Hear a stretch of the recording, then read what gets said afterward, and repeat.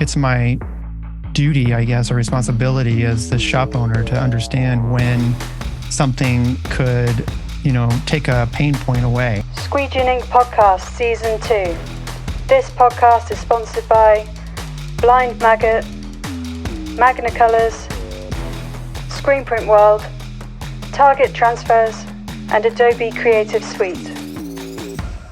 Well, my name is Andy Rudman, and I founded ShirtKong. We did, I think we started in 2009. That sounds right. Yeah. It was weird. On day one, there were no phone calls, no customers, no emails, no shirts printed. Day one. Yeah. It was a slow start, I guess, to say the least. But there were just two of us at the time, so it was a very different shop. But we're located in St. Louis, Missouri, and our focus, I guess, is custom screen printing. I mean, we do some contract work.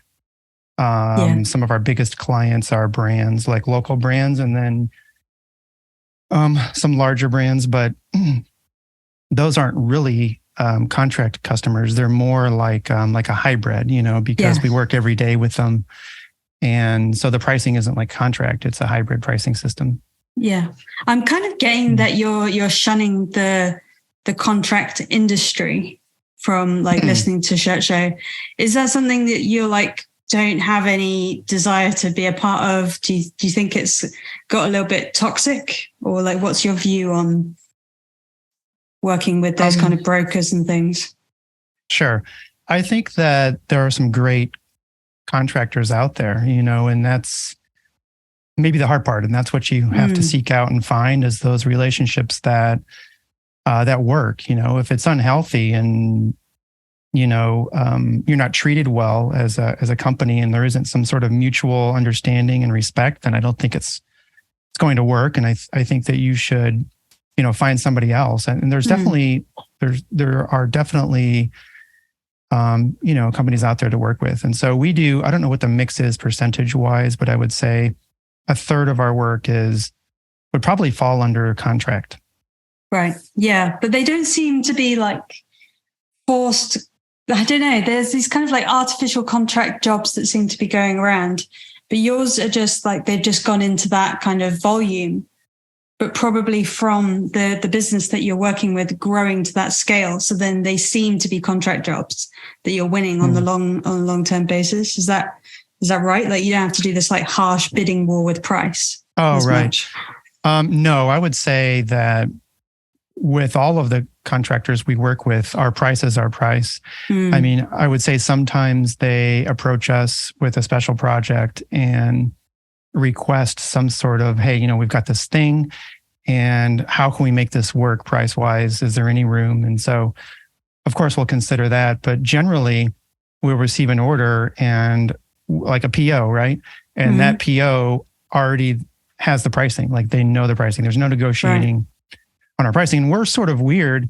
Our company, anyway, ShirtKong, is weird because it's not a typical discount after a certain amount. And so a lot of contract work, you'll see it'll go to 1,000 and 5,000, 10,000. There's price breaks all along, but we stopped. We stopped that at 1,000 pieces. Our price is the same after 1,000. It doesn't keep going down, because my logic on that is it really should start going up, if anything, because it becomes more difficult and challenging to handle. You have all these shirts in your shop, and there's also increased risk if something goes wrong, and all that sort of stuff, Yeah, I've heard you say that as well, because there's this idea in the UK, at least, where putting margins on things like blanks. You should have different margins for different types of blanks. But I've heard you say it as well, why? Because hoodies are just as difficult as T-shirts to print. So don't be scared to put your margins up. And then I'm thinking you're thinking on a huge scale where if you have a job that's tens of thousands, that's not just something you can squeeze in and give a discount on, because you've got to tell all your staff, guys, we have to be prepared. You've got to spend so much time planning it and all that type of thing. Have I seen that you do certain jobs where if a certain team wins, then you get the job, and if not, they don't. And then you've got to take that risk on board. Like, how do those kind of jobs come about? And surely that's like crazy stressful for you guys when you take those on. We don't do that often, but we have in the past, and we recently did it this year. And so we're contacted by a larger company that handles licensing for professional teams in the United States. And it's called Hot Market, in that we happen to be close, like a close proximity to the team that's maybe going to win. And so we'll agree. Right now, like, so we have it gets a little complicated in that they first send over, to start the relationship, they first send over a shop DNA form that you fill out. And so they're curious as, do you have docs? Do you have, how many, machines do you have? How many are you going to devote? How many from your team are you going to devote to this project and this sort of thing? And if you answer all that stuff and they have vetted you and they think, okay, well, this is a potential, shop that we can send stuff to, well, then you go to the next step. Well, the first time that we ever accepted an order was for the Super Bowl. And like you said, all the shirts arrived, all the art was here. We set up 2 presses, test printed, got it approved. Each t-shirt, each press was approved. And then we were on standby. And if the team won, we had, at that time, I think maybe we had 12,000 shirts here or something like that. The team won, we printed it. Well, the team lost. And so it was sort of maybe it was a blessing in disguise, because that's a lot of shirts to print, because in that situation, we're printing overnight. And we had never done that before, where we just went until we were done. The sun came up and maybe we were still printing. And so we were not sure what we were in for. They still paid us. And so they have a set fee schedule so that, well, you've received the shirts, you set up the presses, you did the test prints, and that's all worth something. Not very much, but it's worth some money. And so we recoup some of those costs. But the second time, which was just a few months ago, it happened and the team won, and we came in here. We were already here, actually. And they won, and we got a phone call and they said, start the presses. And then we started printing, and we didn't finish until it was around 6:30 or 7 in the morning. And I will tell you that takes a toll. Yeah. Because like everybody at first was pretty stoked and, excited to be printing these shirts. And then I would say at around 3 in the morning, everybody was like, well, it's not so fun anymore. Yeah. And maybe we should go home. Yeah, because then you've got like the trucks literally coming at a certain time in the morning, I'm guessing.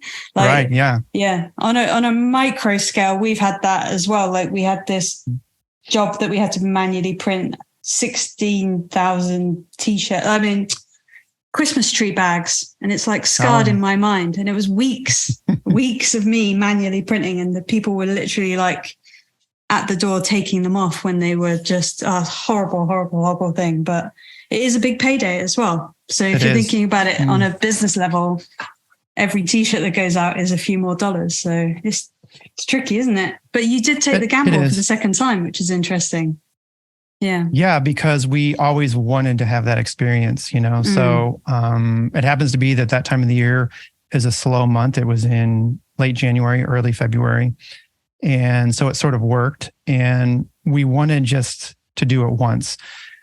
And that's a little unusual in that it happens overnight like that. It's not always the case. There's different circumstances, but we wanted to do it once. Next time, I don't know, I think we would do it again, but we would take a few less shirts so that we finished maybe around 3 or 4 in the morning, not 6 or 7. Oh, right. Like spread the job across different print shops as well to take the burden. Yeah, true. Like that. All right. Okay. Yeah, that's an interesting concept of doing it. Because there's so many topics that come up when you're a listener of Shirt Show that you kind of want to like chime in with yourself. You're like, oh, I've got a question for the guys. There's like, I kind of feel like you have an interest in things like AI and technology and maybe like alternative payments and like Bitcoin and stuff like that the other guys might not be as interested in. Can you tell me about what you're thinking about at the moment, technology-wise, and anything that you think you can implement at ShirtCon? Specifically AI, I think you and I both know that that's coming. It's like definitely there, and it's amazing what it can do. I was in Chicago last month and witnessed somebody asked me, actually. They asked several people, but I raised my hand and I got to do design. So they asked, what do you want to see? And so I said I wanted to see King Kong holding a tiny fish, because I was there with tiny fish printing and we were kind of standing there together, and I'm like, hey, this would be cool to see. And so this, computer generated this image. I don't know, in a couple minutes at the most. There was actually 4 options, and we chose this option. Then they sent it to the Polaris at M&R. Oh God. Polaris. And in under 2 minutes, they printed a shirt. So 2 minutes to create the image, 2 minutes or so to print the shirt. 5 minutes, there was a shirt made. And it was designed, that fast, and then printed that fast. It's pretty amazing technology. Yeah. Obviously, it costs a lot, but that shirt's right. Yeah, I think I saw. Yeah. And the fish had legs, which is kind of funny, but still, it's just amazing, isn't it? And so we have to embrace that. I don't know how. We're not actively using it here, and so we're definitely aware that it's coming. Are you doing anything with it right now? I've always been really geeky with all of these technological advancements. I spent about 6 months teaching myself how to make an NFT collection, and I'm deep into crypto for years, and now AI is blowing my mind. But I feel like what happens is when it becomes public knowledge, and the media get a hold of it and they say, oh, this is really scary, and they hype it up a bit, you get a lot of interest. Then everyone's like, oh my God, this is going to end the world. And then the interest dips off, but it's still working in the background. And that happened with crypto. It happened with NFTs. It happened with AI. But I think it's not that AI is going to take all our jobs. It's the people who know how to use AI are going to take your jobs. So as long as we've got, and we're watching it, we're trying to think of a reasonable way to integrate it into our businesses, then we're going to stay ahead of the curve. It's just this openness to stay relevant, which I definitely think you have. But I'm using it in bits and bobs, but in a kind of a mundane way. It's a bit boring at the moment, but I definitely see potential, and I'm trying to, for example, putting an app in your website, a tool that's just instead of having a PDF that people can download, we're making little apps that can live on our website, which are better for SEO than a download. Little integrations of real life ways that you can put it in are really interesting to me. But yeah, we were just having a conversation yesterday, a few of us here, and there's definitely that customer out there that exists that doesn't ever want to interact with any of us. They don't want to call here. They don't want to email. They want nothing. They want to go on your website, submit their order, pay for it, and then have us ship it to them. And there's just zero interaction, And I think that we're not set up for that. We have a online quote form, so you can go on our website and you can fill out those, details, and then we'll get you a quote. And we're incredibly good at doing that. We're really fast. Our speed to quote is sometimes 10 minutes, and so people are always commenting wow, how did you, thank you for getting back to me so quickly. I think that's really important to do. It's also very hard because a lot of times we as shop owners are owner operators. And so we're on press and we're loading shirts or regging a job. And then we get a quote and we're like, oh, I'll get to that at the end of the day. And by the end of the day, the customer's already paid for a deposit somewhere and placed their order because you didn't get back to them. And so we're back to them fast. Yeah. So do you see the technology helping you get even faster there, or how are you thinking about implementing it? That's a good question. I think maybe you're right. It could probably somehow speed us up, and I don't know. I like the idea of, and this was presented by Kevin Baumgart, who we had on the show a while back. And we wanted to, on certain size quotes, there needs to be some sort of maybe different interaction. And so instead of just emailing the quote, we actually pick up the phone and say, hey, I just emailed you the quote. Let's go over it. Do you have a few minutes to go over it? Or also maybe a Zoom call, And so I think that with technology, we can have a Zoom call just like we're having right now with a potential customer for, 5 minutes. And I can show them the difference between some of the shirts that they're interested in. And then all of a sudden we have this personal connection, and maybe we can convey some confidence to them that we know what we're doing. Yeah. Hopefully. I really like that idea.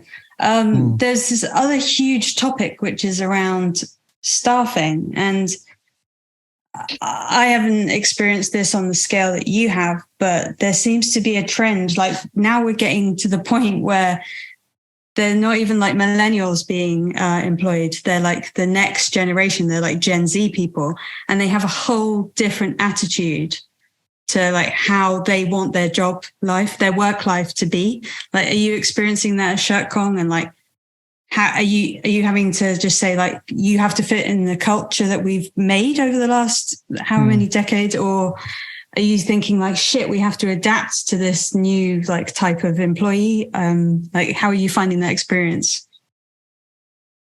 Yeah. So I am a Gen Xer, and I feel like sometimes I'm a millennial or maybe the next generation that you just spoke about, because I also, after I got out of school, I finished college, I wasn't about like working my butt off all the time. And I wanted to experience things in the world and all that sort of stuff. And so I think I don't know, when I started this place, that didn't really work. I was in a corner and I had to, for whatever I was going to do, I wasn't going to fail. I was going to succeed. And that took a lot of work.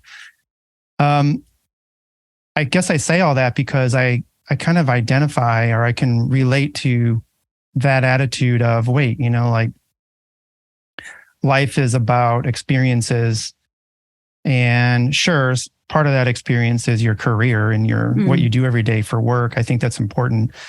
But at the same time, you have to have some sort of balance. And I think where maybe it used to be, work was, up here way more important than your what you did outside of work. I think maybe it's come into balance more. Yeah. And hopefully that's a good thing, And so what do we do as shop owners though? And we, because we have production to take care of and all that sort of stuff.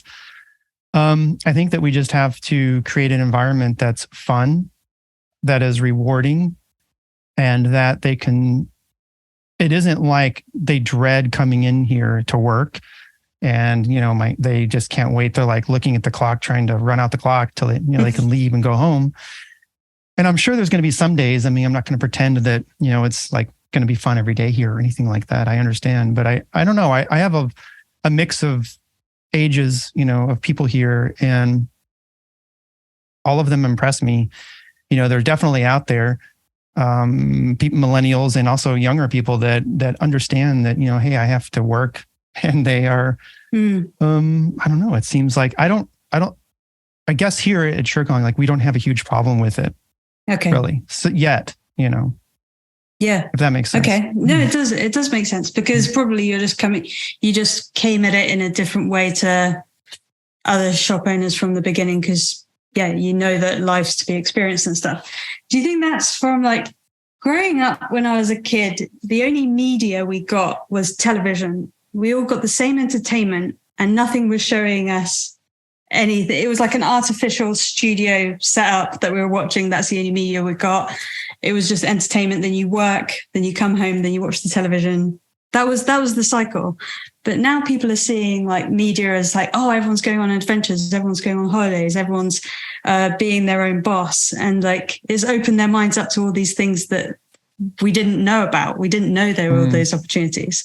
So maybe they're just seeing all this other stuff and they think the grass is greener, but really you have to put in the work. You have to do things like pay for your, you've got to pay for your lifestyle. And yeah, maybe 1,000%. Yeah, I agree with you. And also, I watched this YouTube video the other day about retirement and retiring early, I should say. And there's this person, he retired early at age 50. In America, I think retirement typically is 65. I don't know what it is there, but so retiring at 50 is early, and he was not so happy about it. Honestly, He said that, like, okay, so now what? And I guess I have to find a hobby, because I was so used to doing this. And it turns out that work is very rewarding, if you're doing the right work. And so I think that, I don't know, I think that it's a good thing. Working is obviously more rewarding than people think. I think, you work and you're like, oh, I can't wait till I'm done working or on vacation. But the reality is that there's a lot to get from working. Yeah.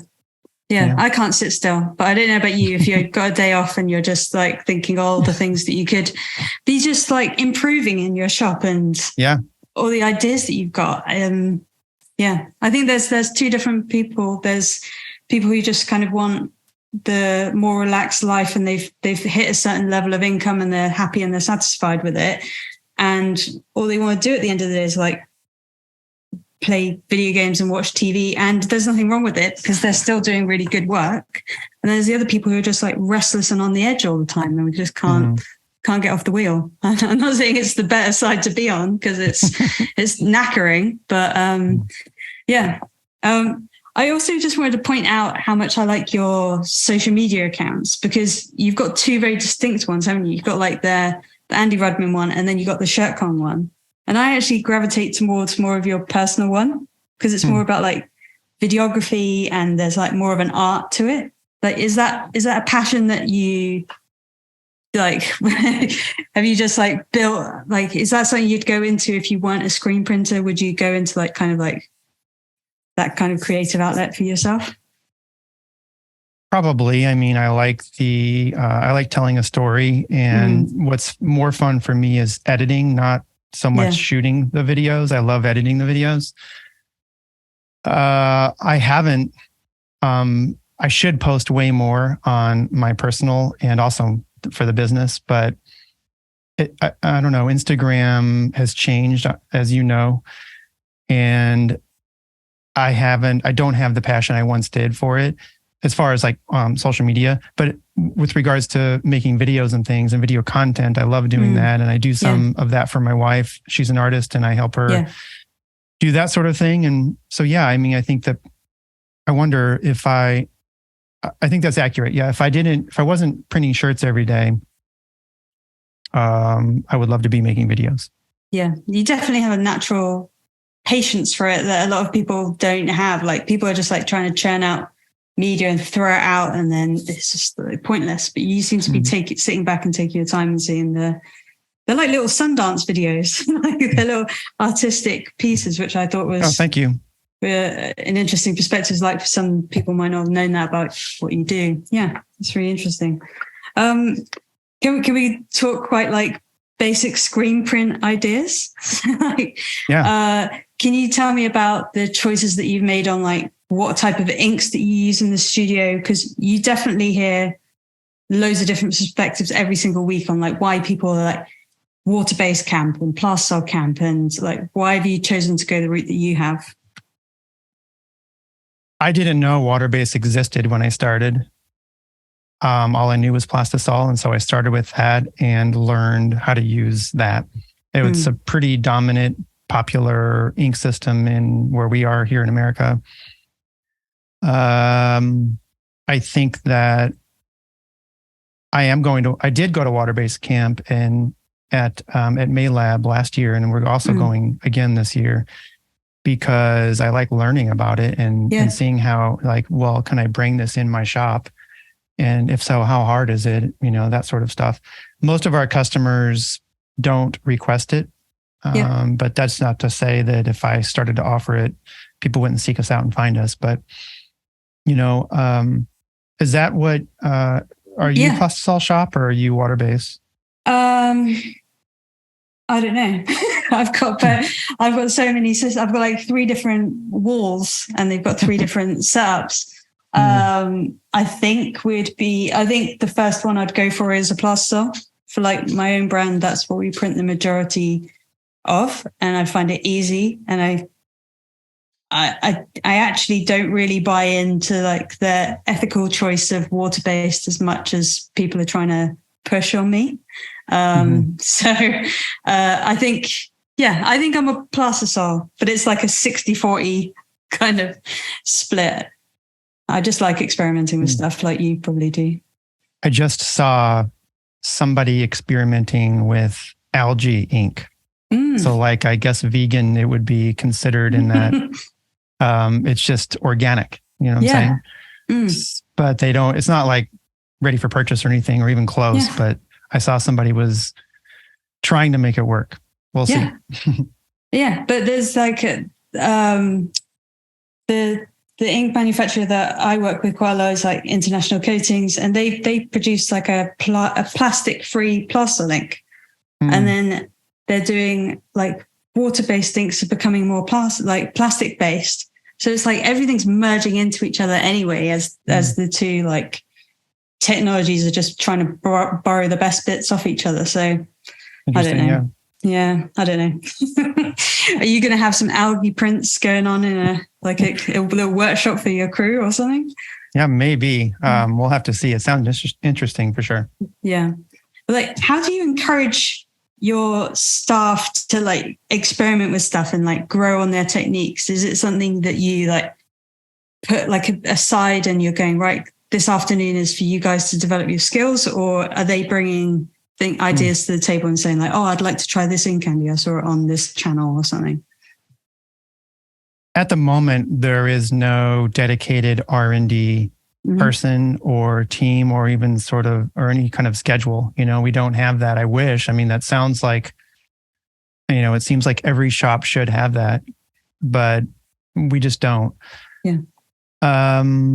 As far as training, I guess, you know, how it works here is like most people start at quality control, and that quality control is like this entry level at the dryer position. And so you start there and then you see all sorts of things happening. And after maybe a month or two, we sort of know what you're like as an individual and maybe where you would fit better, you know? And so we come to you and say, hey, what do you think about this? And if they're interested, then they get moved over to something else and they start training in. So most of the people who are on press, whether it's assisting or operating, started at that quality control position and then moved up, you know? And so, but as far as new things and new inks and all of that stuff, I guess when we hear about something, you know, that, oh, this may be possible, then we'll try and set aside a time within our day, pick a few people and who are interested, and then try it, you know? Yeah. I suppose you're big enough that the reps will they'll just send a rep to try and convince you as well. Yeah, that happens, but not really that often. All right. And it's hard, you know, if somebody brings in some emulsion and says, hey guys, you know, this is some new emulsion that does this or that. Well, you know what that's like. I mean, you have your set, you already know your times and how everything about your emulsion that you're using now that you like, and then you're supposed to try something else. Well, that's problematic, you know? Yeah. Are there any bits of kit that you've invested in and that just haven't worked out for your shop? Like I know of a couple, but I just want you to tell people about your experience with them, because it is a huge money investment, but also a time investment. And it's like disappointing. It's like you hear this other shop, it worked really great, and then for your shop, it didn't fit with the kind of jobs that you're doing. Like, what type of purchases were those? I guess the one that comes to mind that was the most expensive would be DTG, because we were early on in it.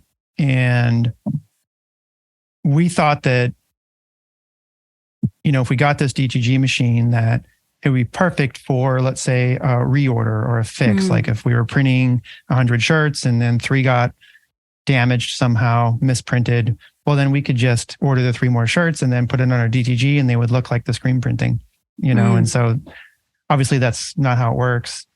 So then we pivoted and we're like, okay, we're not going to use it for fixing things, but we'll just use it for, somebody coming in and they have some crazy design with all these colors. We'll be able to, service that order. But it turned out that most of those people were smaller orders, maybe one shirt, two shirts, three shirts. And there's just no money there, for us, because in our market anyway, because they wanted to spend $25, $30 or something. And here we are creating artwork and, doing a test print on our DTG machine that costs this much in ink. And by the time we actually got to the shirt, I don't know, we didn't make any money. And so we decided to sell it, and so at a loss.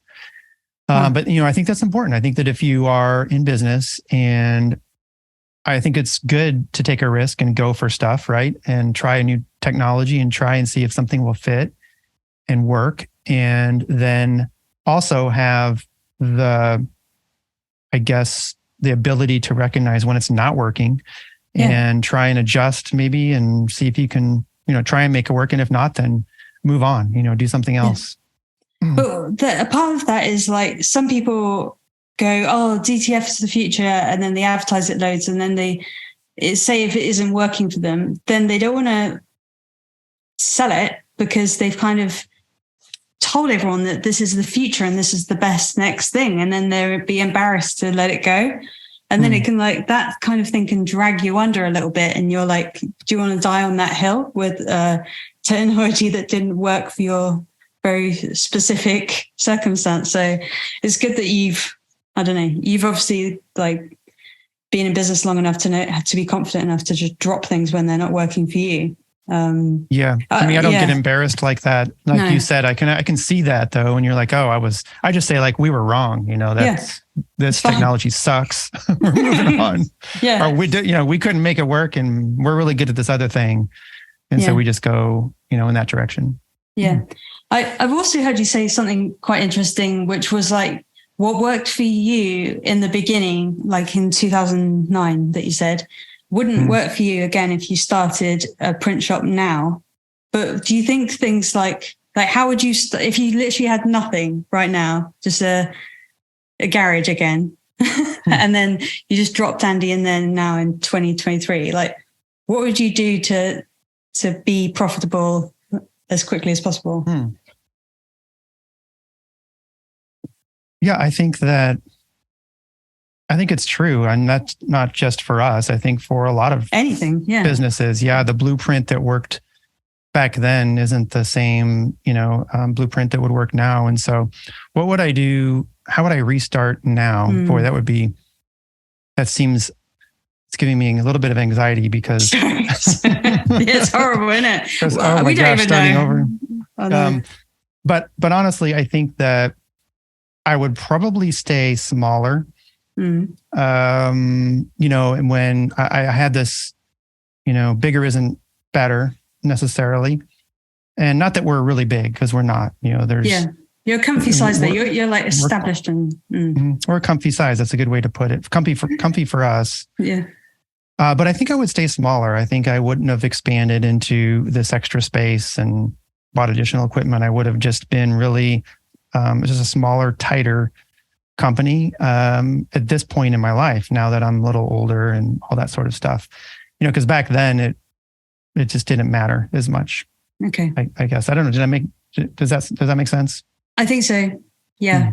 Because what I'm seeing from other shops is that, and from like being in groups and things like that, is that even the big companies are scaling back.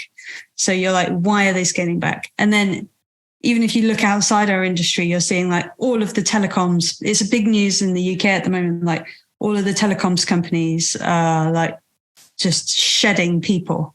So if lots of other industries are shedding people, then maybe it's better to stay as a small, nimble, technology-driven team rather than being reliant on lots of like human resources, which is a scary time to live in because those people have to get looked after somehow. But you can't take the burden from it for all in small business, I suppose. But what happens in the UK when there are layoffs like that? So, here you're an at-will employee. And so if we laid off, then we can do that at any time. and we pay. So how it works here, we pay in unemployment insurance off of every payroll we run. It goes into an account in the state to the state of Missouri. And if we were to lay someone off or terminate someone, then they can file for unemployment, and then it comes off of our account. Right. What happens in the UK as a business, like when that occurs? Does the government take care of that person, or is it responsibility of the business? How does that work? So is it that the person, like the business had no choice and they just had to shed loads of people, or like, yeah. Maybe, or maybe, you know, like it's funny because the business is doing it for profit, right? And are they doing it because they have no choice, or are they doing it so they can be more profitable? Who knows, right, you know, what their strategy is or whatever. But I guess, is there a difference in the reasoning? Is there a difference in the UK as far as who takes care of that? Who is responsible for paying the unemployment? It's tricky. So like, I'll tell you the like circumstances of one of my brothers. They kind of the business was shrinking, and they were basically given this one outlet as like, we're shrinking, you're going to be pushed out. Not because he wasn't doing very well, but it was kind of like, you can jump now and we'll give you a big redundancy check. This is going to sort you out for a few years. Do you want to take that?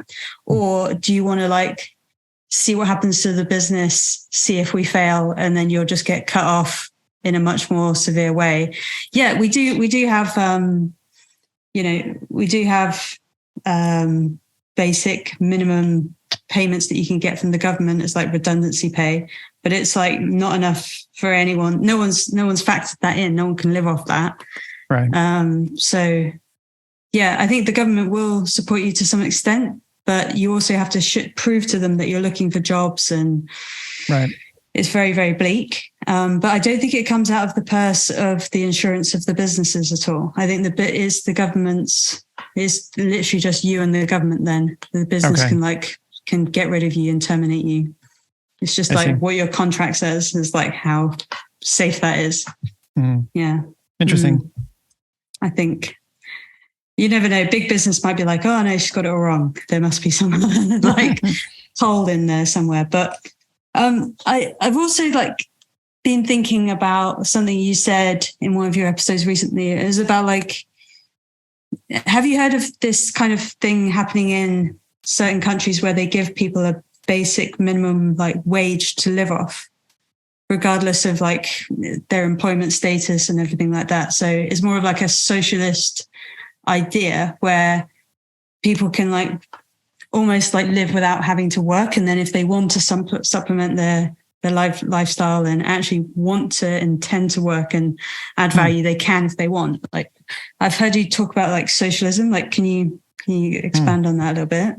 I don't remember commenting on that other than I feel like it's shifted here in that sort of what we were talking about earlier. You know, younger people seem anti-business in a way. And, you know, I think that I think that's okay. You know, isn't it that you're supposed to, when you're young, like question authority and all that sort of stuff and, you know, want change? I think that's important. I mean, I did when I was younger. And then you sort of go through the motions, if you will, and get a job and pay taxes. And next thing you know, you're married and have a kid and you have property and things like that. And you still want some of that stuff, but it's, I don't know, you learn a lot more. And so I think it's okay. I think we should always be pushing for better, you know, to try and improve our place, like in the world and everything. But as far as that go, I don't know. Like, I don't have the answers to that. I know that's complicated for sure. I have a feeling though, if people are just paid a basic wage for doing nothing, that they won't be very happy. They're not going to derive happiness from that. Sure, it's going to be great to have the basics paid for, but that doesn't mean you're going to be happy. Sorry, I'm dropping you with really deep questions compared to my other podcast guests, but I just feel like you are a deeper thinker. So yeah, I just wanted to anyway. I mean, it's fun. It's fun to talk about. Okay. Because then you've also like really open in your descriptions on your social media things. Like you'll take a picture and then, okay, you're like, okay, that's just a photo of a press or something, or like some screens. And then if you read the description, it's like, no, actually, I'm having a really bleak time at the moment and it only just turned around. Like, for example, your production at the moment. And like, you don't see that kind of honesty and stuff with companies of your size. So like, in the industry, it's quite refreshing to see like, oh, well, I thought ShirtCon was always rammed with all these towers of boxes that you see on like some social media accounts. But can you tell me like why you would choose to be open and things on your descriptions? And is that you always writing those kind of things? Yeah, I mean, I write the captions. Sometimes, they're good and sometimes they're bad. And I think that's the way life is. And I think that if you're only sharing the good, then that's not your real story. And if you're sharing both the good and the bad, then people identify with that. And there's a certain level of trust and it resonates. This isn't, I should clarify, like, this isn't any sort of like strategy or anything. It's just that, I know hey, that. Yeah. I had this day and these things happened. And it was my way to journal, I suppose, because it really helped organize my thoughts on on what happened and how I'm feeling. And then the difference is that I just shared that, I had shared it with the world, I suppose. And I think that being open like that probably sets us up for some customers or potential customers to say, oh, I don't like that and I'm going to go somewhere else. But the people who do like it really like it. Yeah. And I think that that's the sort of customer anyway that we would want. And so I guess it worked. Yeah. Yeah. So yeah, it still looks like you're wanting to build relationships with people, and you're probably like, you do have people still be able to walk in the shop, don't you? And like, yes, literally just walk in. So that's something that we closed ourselves off to because we got a bit overwhelmed with it. And we would spend there were certain people who would come in and literally talk at us for hours and they didn't even want anything. And we couldn't deal with it at this scale. Like, I don't know. How do you deal with that? Like, you must get some people walk in and they're just wasting time. Like, how do you know when to push them out again? Yeah, I think that happens. Not often, but it does. One thing we do, or we noticed anyway, was potential brands, somebody who's interested in, hey, I have this t-shirt brand that I want to find out some information for. If they come in, if they happen to walk in, then we'll answer some basic questions, give them 10 minutes, maybe 15, and then say, for brands, there's really a lot more to discuss. And what we do is we block out an hour and we set up like an appointment. And so, what time works best for you? And we'll look at a schedule and say, hey, we'll see you back here in a few days or whenever it is. Block out an hour, and then they can talk to an artist or they can talk to a client, success manager, and that person can, they can show them different shirt styles and things like that. Otherwise, I think it's part of what gives us a competitive advantage, though, because you can come in here without an appointment and talk to, we have 3 people that you can talk to. And it's okay if you spend an hour here because we're going to spend that time with you, make sure you're getting what you want. That's sort of like going back to, there's some people that they don't want to talk to anybody. They just want to submit an order and then have you ship it to them. And we're not really set up for that, although I would like to be. And then there's what we're good at is that actually, the one-on-one, if you're here, we'll even give you a tour, we'll go show you our processes. And I find that they really like that. And if they're trying to decide, where to go, if it's going to be here in St. Louis, there's lots of printers, right? And they could go to they have a lot of options. And so if they're actually here, and we're not the cheapest, and so that's a problem. So if they're actually here and they see that, hey, these guys care about what they're doing, and I'm going to get a good product, some good service, then they're sold generally. Brilliant. Yeah. Okay. Yeah. And that's definitely something you can't you can't implement that in some of the bigger shops because they literally don't have the infrastructure or the people available. This is like a complete pivot again, but have you experimented? I know you've landed on the static screen printing frames and stuff, but have you experimented like with like self-tensioning screens and bringing that kind of thing in-house? And like, why have you settled on the kind of screen choice that you have? We like the frames, the static frames, because we use thin thread, and thin thread can't be tensioned too high anyway. Right. And so it would be nice when our screens, when the mesh does relax to maybe under what it needs to be able to just like, retension it. That would be pretty cool. But instead we just send it, we're not too far from Frank at GSF, and we'll put them on a pallet and ship them to him, and he'll restretch them for us. Okay. We like them also because they're easy to clean. They work within our system. They're not very heavy. Lots of reasons. I did try rollers, and they work great, and they eliminate a lot of problems. But if you're using static frames with thin thread, it's very close to a retentionable right. frame. Okay. That's what we found through our testing. I've geeked out and looked it up, but I haven't got great access to thin thread and stuff. But like, can you tell people why your shop, like why is thin thread an actually desirable thing to be using? Yeah, no problem. In fact, I made this infographic I can share with you a long time ago. Hold on. Because I don't want to miss anything, because this is good. So I love being able to have a resource to go, yeah, this is the question that I've been asked 100 times. It's brilliant. Cool. Well, I made this graphic for Frank because, we started before I ever told anyone that we were using thin thread. I had lots of phone calls back and forth with Frank, and he would ship me his tension meter or his thickness gauge. We were doing all sorts of testing with thin thread to decide if we were going to convert to it. And what we found is that really most importantly is that you can print faster. And so with our autos, with standard thread, standard mesh, we were underbasing with a double stroke. And so, it would print, it would flood, and it would print. And that takes twice as long. And so when we moved to thin thread, there was just single stroke. And so it's fine if doesn't really matter. There's not huge difference if you're doing 50 shirts or whatever. But when you add it up across 3 presses and all of our orders, you do that every day, it's a lot of time. And so printing faster was a huge benefit.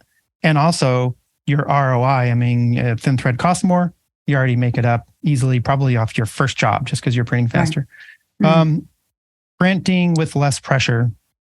Well, that's really important because with our standard thread to clear the mesh with our inks, we would have to increase our pressure. It's one of the ways anyway, is to increase your pressure. And that's what we found like a lot of press ops will do without even asking. They'll just, we're going to turn the pressure up. We're not clearing. We're going to turn the pressure up. Well, turning the pressure up is terrible, because now you're driving the ink into the shirt. You're smashing it out and there's lots of bad to come with increased pressure. There's pressure marks on shirts and all kinds of stuff. So we can print with less pressure with thin thread. I only have a few more. I'll be quick. Print using less ink. Well, because you're not jamming all of the ink into the shirt, you're just laying it on top. It's less ink. More detail, like it's crazy the amount of detail you can get with thin thread. You'd think I represented a thin thread company or something. No, but I'm a salesman. I get crazy like this as well about certain things. Yeah, if you believe in it, you're accidentally the salesman for it. Yeah, right. It's the perfect way to put it. Yeah, accidentally a salesperson for this. Well, more detail because you can a lot of times up your mesh count because there's more open space. And so if you think about it, the micron of this thread of standard thread is like this. Well, thin, it's smaller. And so instead of printing with like a 110, let's say, or something, you can bump up your screen mesh counts. And so you're going to get more detail, less fibrillation. I can hardly say that word, and less dye migration. And the reason why you're getting less dye migration is because the ink isn't into the shirt, and then the shirt material gases and gets up into your ink. Instead, it's more on top. And so, I'm saying you're just naturally not going to have as much dye migration. Yeah. So yeah, those are, Brilliant. That's what we found here. And that's the testing we did. And well, they're not as durable. So they're going to break. You're going to pop screens. You're going to lose more screens, way more than if you're using standard thread. And that's going to cost your shop. But in the long run, you're saving money with all these other things and also have a better product. Yeah. Which is probably what we all need to focus on at the moment, because there's a lot of competition around and that type of thing. Yeah, no, it's a really interesting, it's like a tiny little tweak though, isn't it? Like for someone on a small scale, but then on a large scale, you really have to be sold on it to make that investment and that jump, and to do all the training that's involved with any new thing. I think so, but you would, if there's a manual printer and they have never used thin thread, their very first time they pull a squeegee, let's say with white ink across that thin thread, they're going to be like, psh, they're not going to believe how great it is. So I highly recommend it. Okay, awesome. Is there anything else that you've accidentally become a salesperson for that you like a huge advocate for? But it doesn't have to be like an ink or a product. It could be like a way of doing things, or a process, or a technology, or something, software, or even. Trying to think. Can I buy some time? Do you have anything? Yeah, I do. Mine's, and I'm actually getting him on the podcast soon. I've booked in with him, which is really freaking hard to do. But it's like, it's definitely has to be the kind of like cash management system of Profit First, and basically all the books that Mike Michalowicz has written with his ideas around like simple business ideas, but then he like builds a story around it. And then you're like, oh shit, I can implement that into my business. So it's basically his series of books. And he's going to be on the show? Yeah. Yeah. He's bloody hard. He's very, very, very difficult to get on. So I bet. I'm going to be there for a whole hour beforehand, just like making sure my Zoom call is set up. But I went to Print Hustlers, I want to say 2019, maybe. Yeah. And he was a keynote speaker there. So I got to meet him and everything. Yeah, he's great. Good stuff. Yeah. Yeah. Is there any like kind of, even just like a business idea that you think really like changed your perspective like that, like the kind of things that he talks about? Yeah, maybe so. Like we had a book club, maybe it was last year. That was the year before. And the very first book we read was Never Split the Difference. And I need to reread it.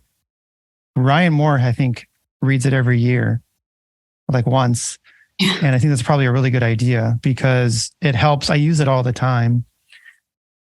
Even with just like, one of the things is, he talks about in that book is anchoring, and to anchor high or anchor low in your negotiation. And that means like, let's say that you have a set price for something and somebody comes in and offers whatever, then anchor very high and don't budge, instead of lower. Or if let's say you're on the other end and you want to purchase something, anchor low. Or it's just a way to start the whole thing, because then when you start to move, it means more. And also never split the difference is like, because a lot of times that makes sense. Like you're compromising, like, okay, yeah, let's just meet in the middle. It's a good book. I recommend it. And so maybe that's maybe that's a good one. I think even the better point that you just made is rereading books and like coming back at them, because I've read books in the past that just went right over my head and I'm like, okay. And then you read it again and you're like, holy shit, why didn't I implement that before? Or like, wow, that makes more sense now I'm in this position, or now I think differently. So I actually accidentally got into that thing where you'd read as many books as possible, like 52 books a year or some bullshit like that. Wow. But it's just like, it is bullshit. So now I just reread the same like 10 books over and over again. And then, I know a lot of them are just like old white men going over the same bullshit that they've regurgitated off another book, but there are a few classics there which you can glean some information off for sure. That makes sense. Yeah. It seems like 52 books would be too much information It's too much to absorb. Yeah. But then like it is great when you get to reread one, because then you've already, you could even, it changes your mind on like totally different experience than the first time you read through it. You know what I'm saying? Yeah, definitely. Yeah. Is there anything that you're like, any challenges that you've got at ShirtCon at the moment? And like, who do you go to for help apart from like Dylan and the community? Like, do you get to go to your wife to discuss like challenges in the business, or are they other people, just like other employees that you get to talk through those challenges with? Yeah. So my wife is the first person, because she definitely understands this shop, and, she has a very good opinion, and I can just be totally open with her. And so she, at the moment though, isn't here as much because she's working on this special art project, and it won't be complete until the end of the summer, but she has this huge opportunity. And so she's sort of here part-time. But still, like when I go home, if we'll go for a walk after dinner every night, and we'll talk about things, whether it's like what she's working on or, issues here, and she's great to talk to. I would say though that like the one thing that we have that comes to mind anyway, that we're working on right now is workflow with DTF, because we have there was a few situations last week where we took an order and it went to screen printing, and there was also another order that we took and it went to DTF, and we think that it should have been the other way.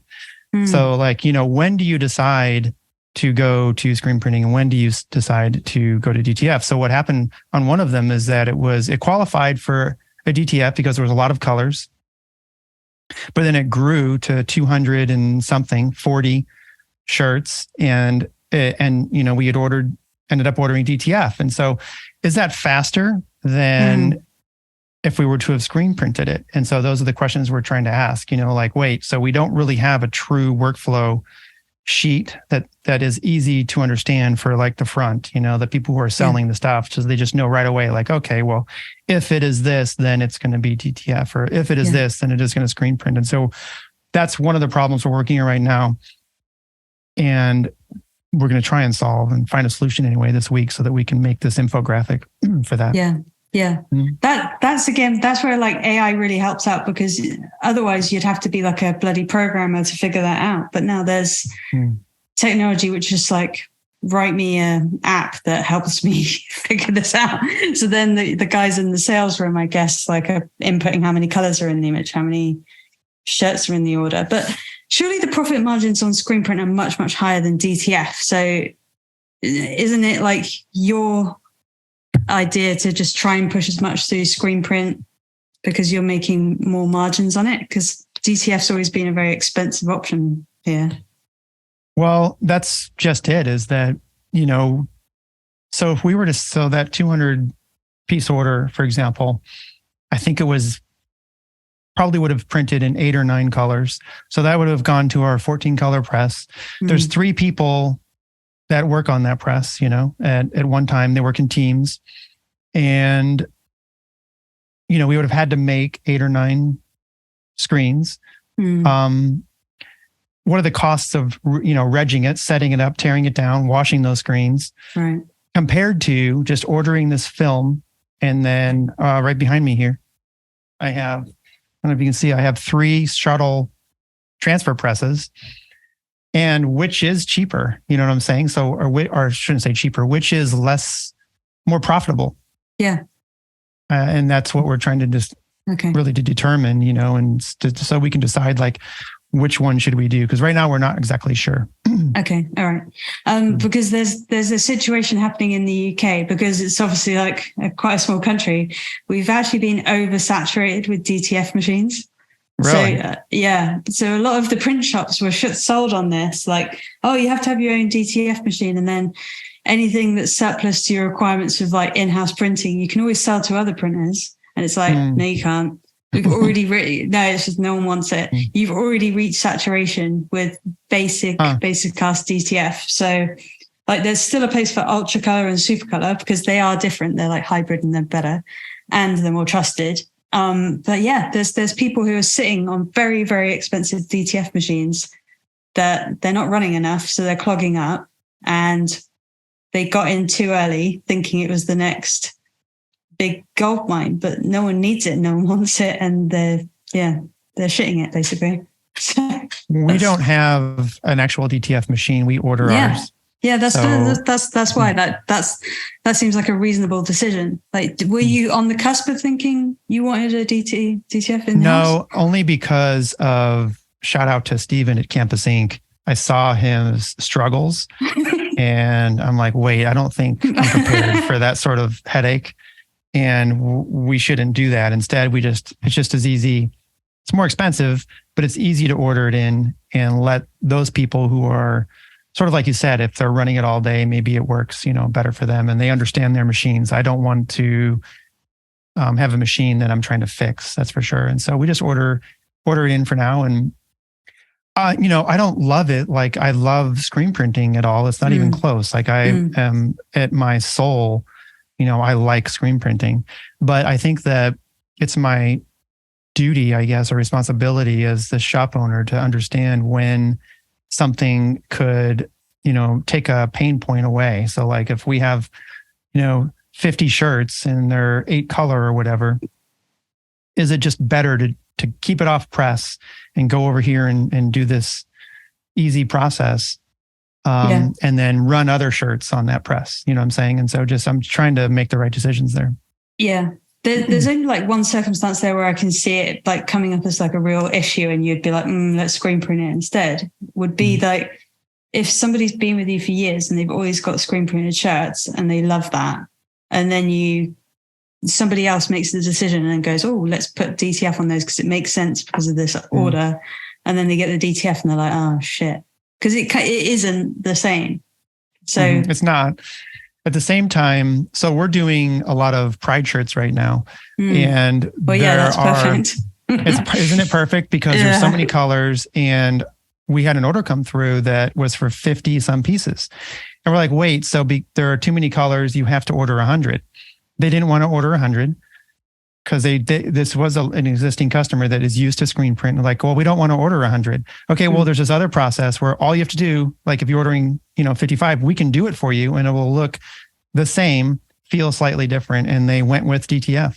Yeah. And so I think there's applications that even if it's an existing customer, they'll understand. And they're like, if they really want these shirts, then it's still pretty good. I mean, it's come a long way, that's for sure. And those are tough decisions. Yeah. The gays will definitely prop up DTF for a few more years then.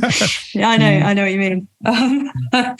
Oh, there's one other question. It's like, have you got like an unpopular opinion in the screen print industry that always like accidentally riles other people up, but that you're quite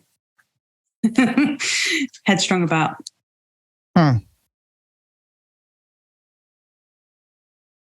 Well, I probably have a lot.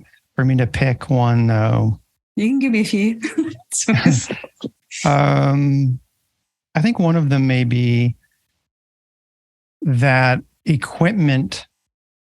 I think that people should focus less on equipment in their shop and more on their team, maybe. I know that we get, a lot of us start small and we really like, maybe we're print nerds and we really love this equipment, and I have this autocoder and it's amazing and I want to just watch it all day and it's so fun, because I've coded so many screens manually, infinity screens, and it's like so great to have this autocoder. But like in the end, it's just a tool and it helps our production keep up, so one person can run our entire screen room. They can code screens, they can image screens, they can expose screens, develop screens. Just one person does all this. Wow. Because it's automated and which is really neat, but without that one person, like none of those machines run. And so I think that we get caught up as shop owners, because it's a complicated thing being a leader and making all these right decisions. I think we get caught up in often trying to choose between M&R or rock, or which machine is faster or better, is, I think maybe if we focused more on our team, that's maybe like part of what keeps people here, you know, or maybe wants to attract people to want to work here. And so, yeah, maybe that's it. Maybe just, it's all about like who you're working with every day, more so than the equipment. Yeah.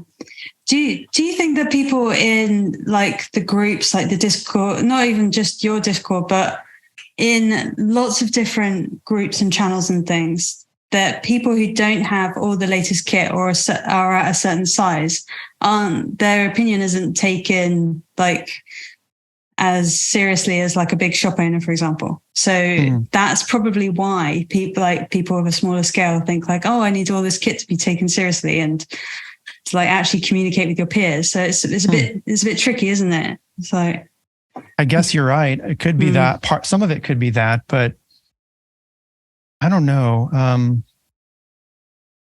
It's quite interesting. Also really sad that we have these social networks, I guess, where for the first time in history, you know, all of these shops across the world can communicate, and we all go through a lot of the same stuff every day. And it should be that like we all get along because, oh, wow, I totally get it. Like, I know exactly what you're going through and we're friends. But instead, some of us choose to like argue, and I don't know.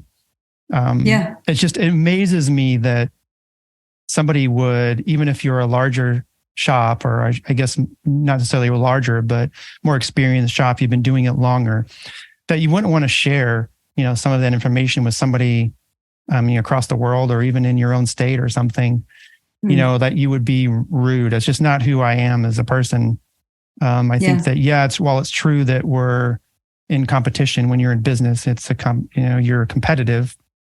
But I mentioned this recently on a show about competitive collaboration, like this term, that as long as, you know, like you and I right now, we're sharing information to improve our shops, let's say, that is making us both better, and our product may be better, and we're not changing how we're competing or anything like that, you know. And so I know we're like really far away from one another.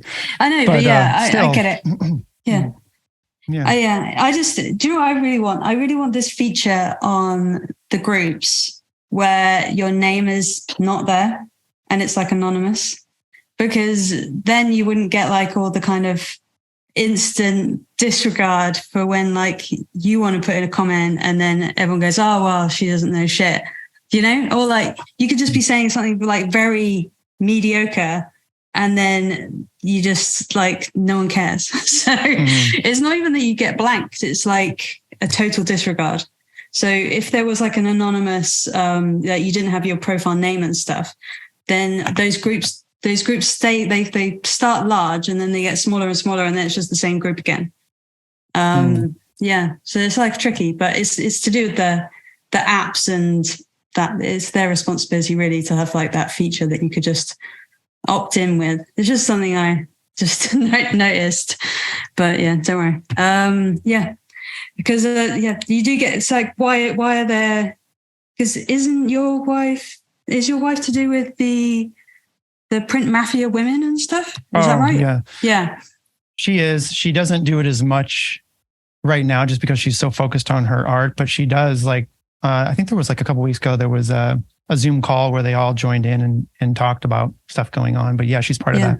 Yeah. Because like, I didn't actually notice this for years and years and years. Like when people used to say, oh, well, women get disregarded in the industry. I didn't get that at all. And then the print mafia kind of raised that as a thing. And then I'm like, oh, maybe it is the thing, because I've seen it on groups where women have asked questions and then no one answers them. And then their husbands or partners just come in and ask the same question, and then everyone swamps them with answers. It's like, holy shit, that is a thing. So like, I kind of think that sometimes. I'm like, why don't I just have an alter ego of like, I don't know, the male Francesco or something, just asking the questions. Maybe I'll get a different response. But yeah, I think the Printco Mafia has a Facebook group that you can join, and I'm pretty sure it's all women. Yeah. So that wouldn't happen there. And that's I'm not really one to speak about because I don't know everything about the print co mafia, but I do know that part of their thing is like, hey, yeah, we have this space here that is mostly women, and that sort of stuff that you just mentioned wouldn't happen. Yeah. So that's pretty cool. But then again, I don't want to be in that group, Andy. I want to be with everyone else. I don't want to be like, oh, you're filtered. You're in the print girl mafia because you happen to be a woman. I just want to be like a normal printer. Anyway, I hear you. I hear you loud and clear. In our Discord, so Tony Tinyfish started a shirt show Discord, which you're familiar with, and we try to. So he monitors it. There's several monitors, and I don't know, there shouldn't, everyone in there needs to be supportive. And if there's a question that's asked, I think that it's usually answered. I hope that it is. And if it's missed or something, then that sucks. But I think that it's pretty fair and equal in there. I like it to be anyway. Yeah. From what I've seen, it is. Yeah, it's cool. I really appreciate all your time and stuff. Is there anything else that you want to like tell people about with because you got like different aspects, haven't you? You've got like the shirt show, then you've got like your own personal life and stuff, and then you've got ShirtCon. Like, is there anything new that you're doing with shirt show at the moment that you're trialing out that you want people to engage with, or do you need more suggestions? Because surely you've interviewed most of the industry at this point.